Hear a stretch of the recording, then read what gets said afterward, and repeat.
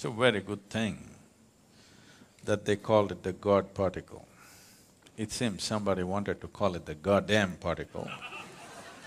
So they just put God particle, and that's a very clever ploy, marketing ploy.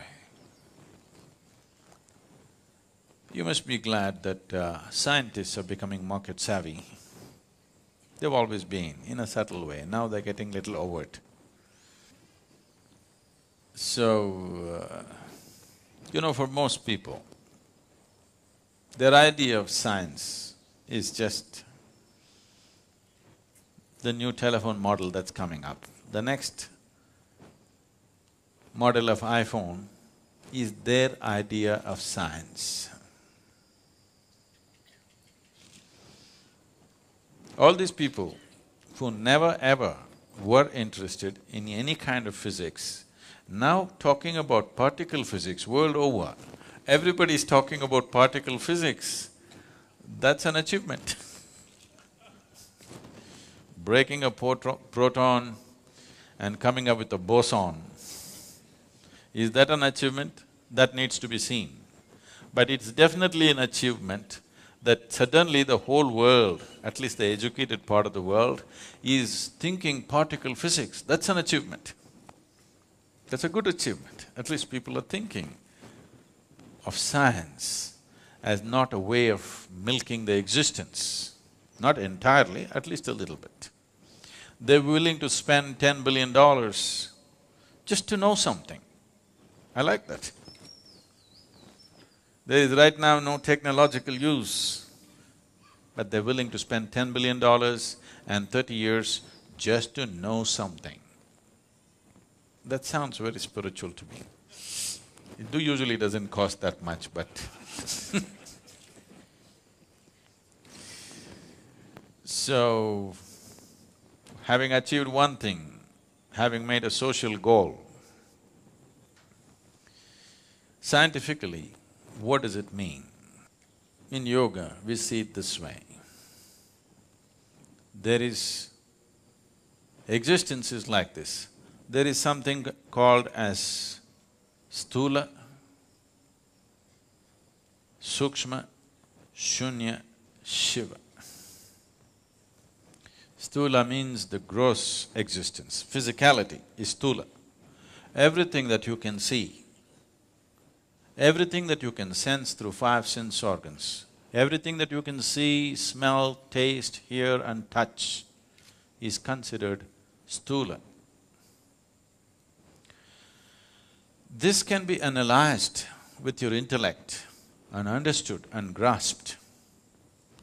And this is always made of, as we know today, of anu or atoms, because it's physical in nature.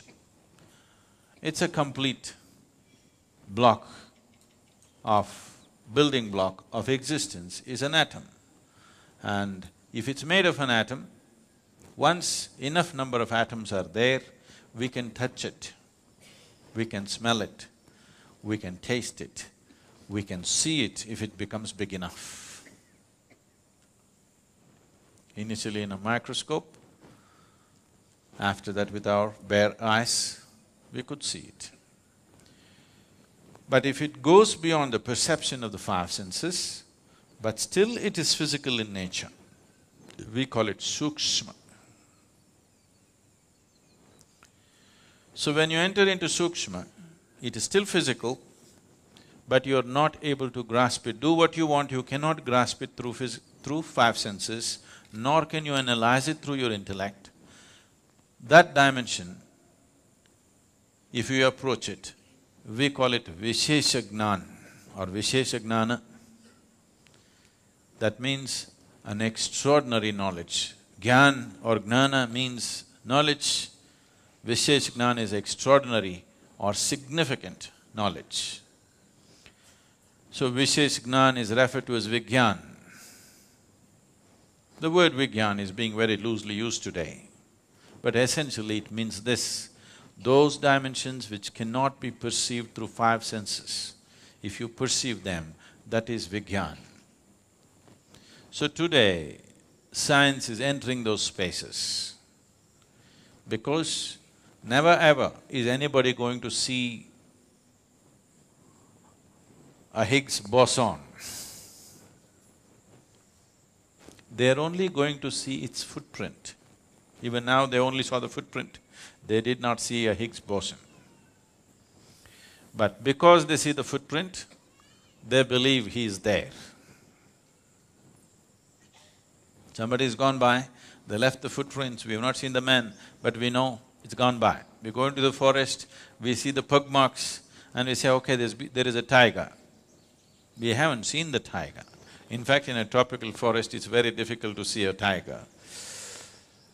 But we will see pug marks here and there. Just like that, they saw the footprint. So they're entering Vishesh Gyan. If you go further, it will become shunya, that means absolute emptiness. There, your intellect will be completely useless. Your senses will be completely useless because there is no physicality. Where there is no physicality, your sense organs and intellect will become absolutely redundant. If you go beyond shunya, there is something that we refer to as Shiva. When I say Shiva, don't imagine that calendar man from Shivakashi.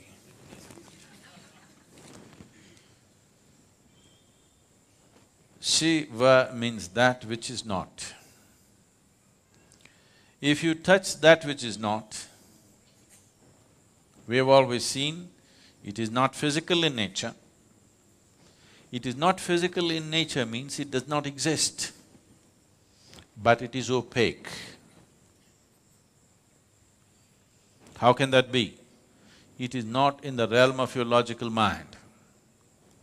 Today, modern science believes the whole existence has to oblige to human logic, which is a very limited way of approaching life. The whole existence will not oblige to human logic. You think you can fit the whole existence into your head. No, your head fits into the existence will not fit into your head. Your logic can analyze the physicality of the existence. Once you cross the physical dimension, your logic is completely out of its realm. So, because this is a dialectical culture, the same science has been expressed in story forms. I cannot go into the whole story, it's a long story. But when I told this story to one of the top scientists in the world, when I was speaking to him and I explained this, see, this is how it is, this is the nature of the existence. This is from the yogic lore, but we are always told not to believe the lore till it becomes a reality in your experience. And this is the reality in my experience. If you go like this is what will happen. So when I spoke to this very top-level scientist, who's a Nobel laureate, and I was telling him that this is what it is, there were a group of… Hello? There was a group of them, and when I explained, this is how it is within me, what do you think? They said, Sadhguru, if you can give a mathematical backbone to what you're talking, this is Nobel Prize stuff. Can you give a mathematical background? I said, I'll never bother about the mathematics. It's true for me and it has transformed everything that I am because it's true for me. Everything that I ever was changed simply because I touched this dimension within me. I don't wish to work equations for that. And anyway, Nobel Prize wouldn't mean anything to me, I would be too embarrassed by such things. So, this story, because I will make it so brief, there could be holes in it. If I make it elaborate enough, there'll be no holes in the story, it's a perfect theory. And we have proved it within ourselves that it is true. But you want to build a $10 billion instrument under the ground to prove the same thing, it's up to you. This can be experientially proved within yourself if you are willing to go into the depths of what this is. Because this is made exactly the same way the whole universe is made. If you go deep enough into this and you know how this is made, by inference, you know how everything in the universe is made. By inference. And even now, science is also only inferring. Today modern science has admitted that it's an ever-expanding universe or an endless universe. Rather, ever-expanding is a yogic term, they're calling it an endless universe.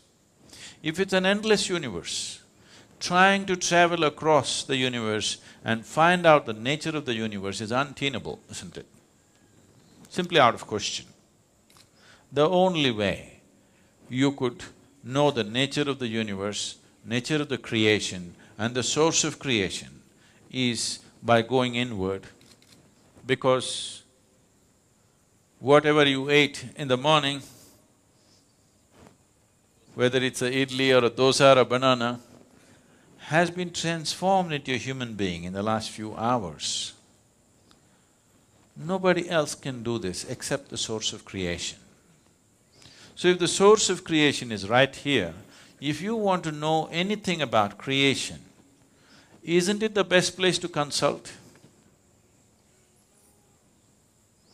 If you want to know anything about creation, isn't the source of creation the best place to consult? And if you had to go to heaven for this, you could give it up. If it is right here, why don't you consult? Simply because you're too enamored by your own thought. You think you are going to capture the whole universe with your thoughts. It is a foolish way to approach. The only reason why science has survived is because of technology.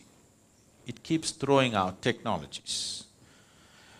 If no technologies were coming out of science, they were just talking about all the things that they have been talking, people would have beaten them down for the money that they spent.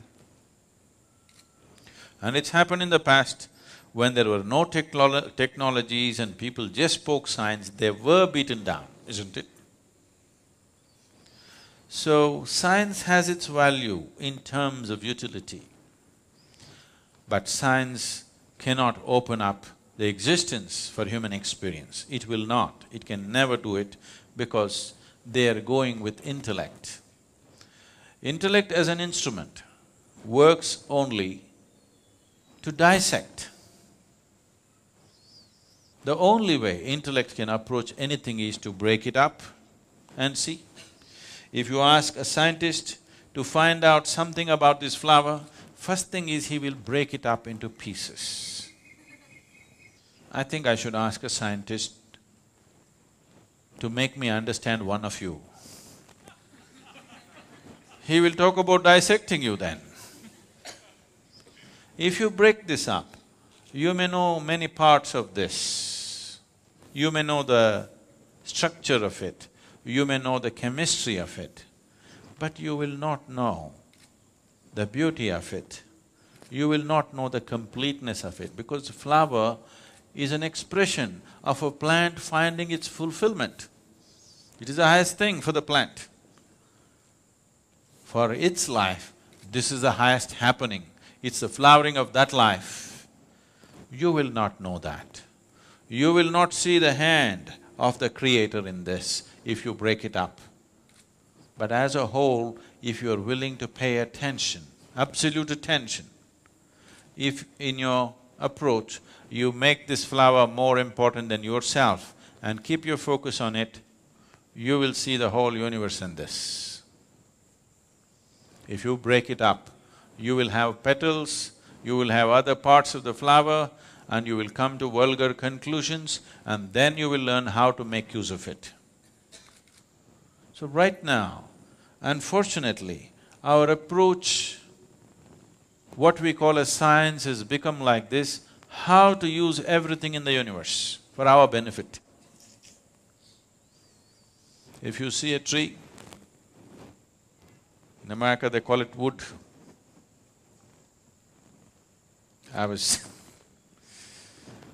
This happened when when I was in college. This happened about 4 years ago when I was in Mysore. For the first time, I conducted a program after many years. And all kinds of people turned up. My teachers from school and college turned up. They wanted to see.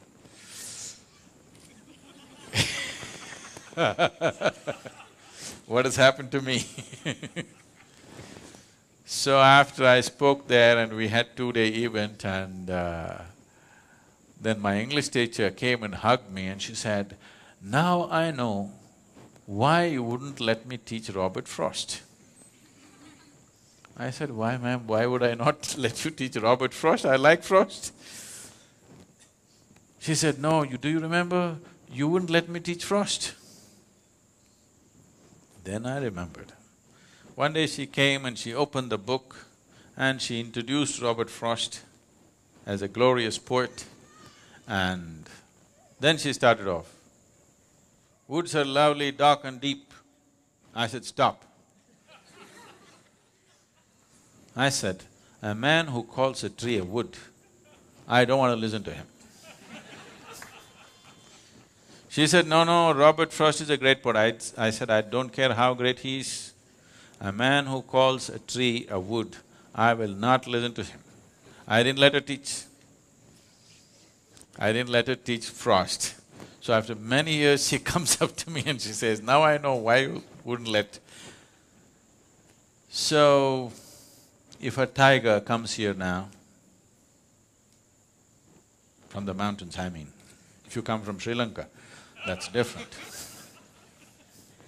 If a tiger comes down from the mountain, looks at you, he will think, "Wow, dinner." So you look at a tree and you think, "Wood." It's all right for a tiger to do that, because that's all he knows. But it's not all right for you to do that, isn't it? But right now, that is all science has become. Anything we see, how to make use of it. Anything we see, how to make use of it. Even an invisible atom, we won't leave. Even the goddamn boson. Already people are talking about in how many ways it could be used. We could make a boson bomb. Do you understand? If we make a boson bomb, all of you will just vanish. We don't even have to deal with your dead bodies.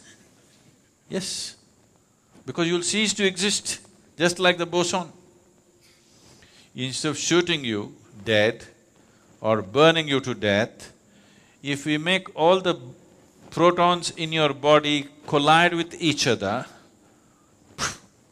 you'll just vanish. You want the technology? But they will tell you, no, there could be medical uses to it. We could do this, we could do that. Yes, I know all that. But just the idea, it doesn't matter what, you cannot look at anything without thinking, in what way can I make use of it, is a very crass way to exist. With this level of existence, you will have everything and you will have nothing. This is modern life.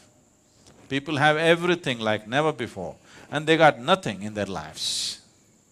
Nothing that you can call of any worth. People who have everything and cannot feel life in any significant way, when they die or when the moment of death comes, they will see that they spent this whatever number of years without living a moment, because what can I get is a sure way not to live, because from what you get you can only make a living.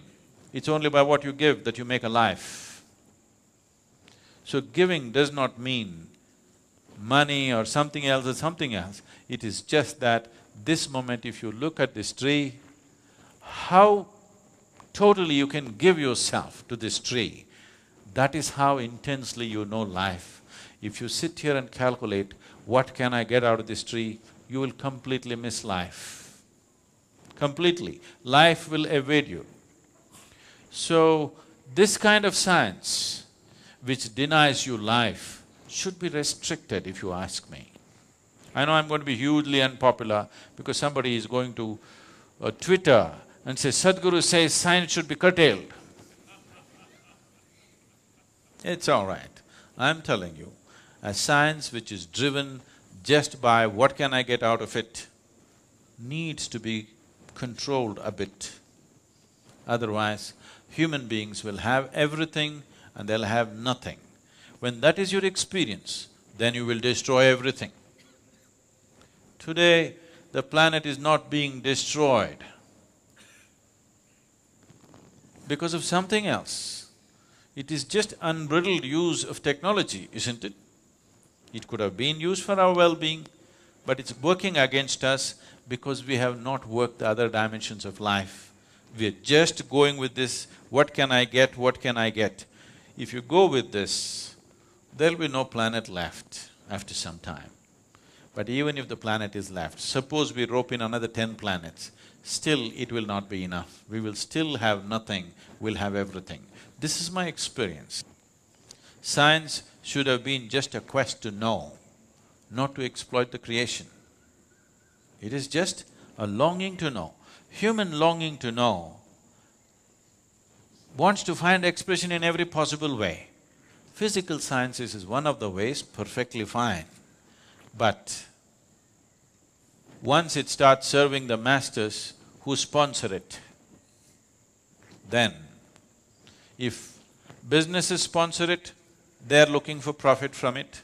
If nations sponsor it, they're looking how to make more powerful weapons out of it all the time. You must understand this. The cutting-edge science always first becomes cutting-edge military technology. Only after that it comes down to other uses. How many lives has it taken? How many more do we want to take? That's a question. So, this goddamn particle, one good thing it's done is, the whole world is thinking particle physics. I like that. That's nice. But do you know the boson is named after Satyendranath Bose? You know this? No? It's an Indian mathematician, a self-taught mathematician. As Albert Einstein acknowledged, he said, the Western sciences couldn't take a single step without the Indian mathematicians. The fundamentals of mathematics came from the East. But always here, the other ethos of the culture said, you should not do anything that's exploitative to nature, because nature was seen as Mother Nature. You don't go about raping Mother Nature. You take only what you need, nothing more. Because of that attitude, this science was not converted into technology, and that is the wisest way to handle science. Just as a quest, a tool, a way to know, and nothing beyond that, and technology must be really controlled. What is absolutely needed, that's all that should be done. This unbridled usage, already people are talking how to use the boson that they have not seen. When we can use the atom that we have not seen. So it doesn't matter what you see, you're thinking of how to use it. This attitude, unfortunately, has been further fueled by the attitude of science. This needs to be checked, otherwise it will be our nemesis. It will for sure be a goddamn everything.